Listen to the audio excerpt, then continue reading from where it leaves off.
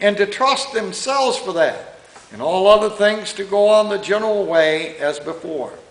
So every family was assigned a parcel of land, according to the proportion of their number, with that in view, for present purposes only, making no division for inheritance, all boys and children being included under some family. This was very successful.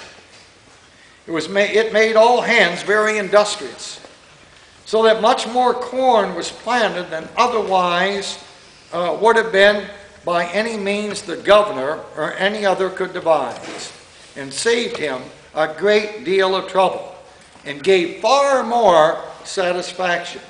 The women now went willingly into the field, and took their little ones with them to plant corn, while before they would allege weakness and inability.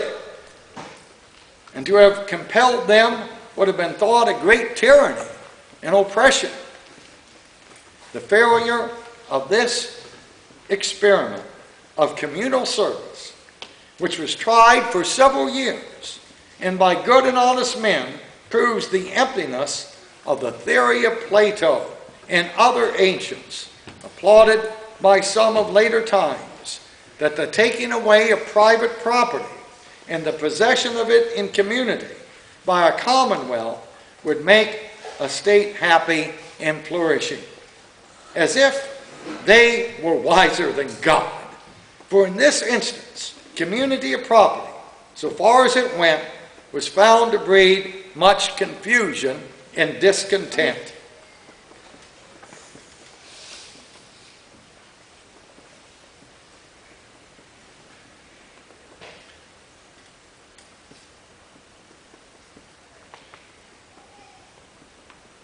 For in an instance, community of property, so far as it went, was found to breed much confusion and discontent and retard much employment, which would have been to the general benefit and comfort, if it was thought all were to share alike and all were to do alike.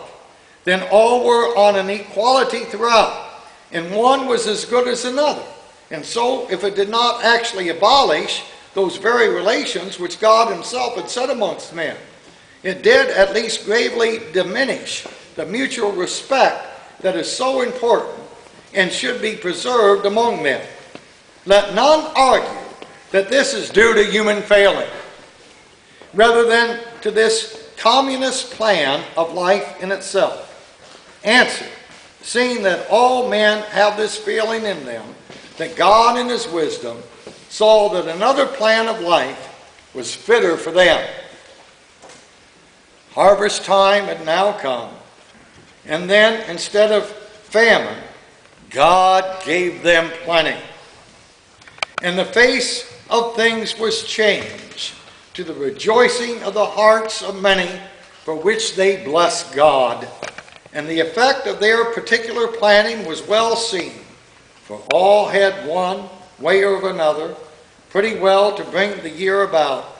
And some of the abler sort and more industrious had to spare and sell to others. In fact, no general want or famine has been amongst them since to this day. That is my story of the Plymouth Colony. Thank you for your attention. I hope you enjoyed the evening. God bless.